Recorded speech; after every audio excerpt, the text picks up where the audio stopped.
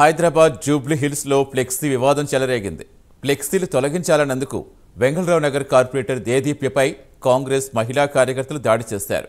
దేదీప్యకు స్వల్ప గాయాలు కాగా ఆసుపత్రికి తరలించారు. ఈ ఘటనపై జూబ్లీ హిల్స్ పిఎస్లో దేదీప్య భర్త ఫిర్యాదు చేశారు.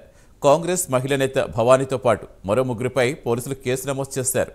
పూర్తి వివరాలు ఇచ్చేందుకు మా కరెస్పాండెంట్ కుమార్ జాయిన్ అవుతున్నారు. కుమార్, అసలు ఏం జరిగింది, ప్రస్తుతం దేదీప్య గారి సిచ్యువేషన్ ఏంటి, ఏం చెప్తున్నారు? Thank you Satish. జూబ్లీహిల్స్ లో మరోసారి ఫ్లెక్సీ వివాదం చోటు చేసుకుంది.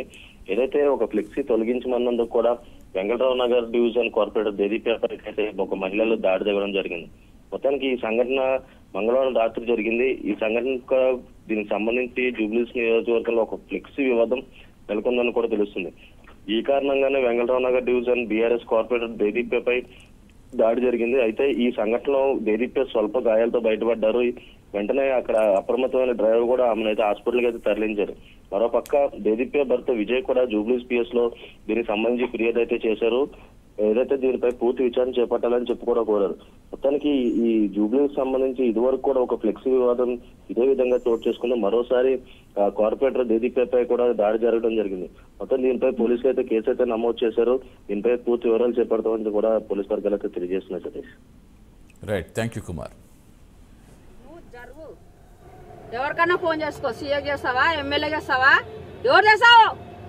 అరవకు, ఎవరికి అరవకు, నువ్వు అరవకు, అరవకు.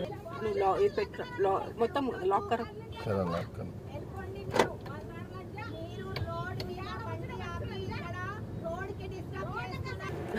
నువ్వు జరుగు.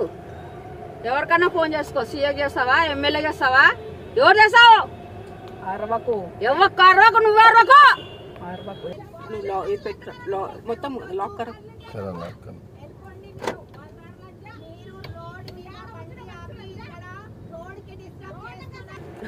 నువ్వు జరుగు. ఎవరికన్నా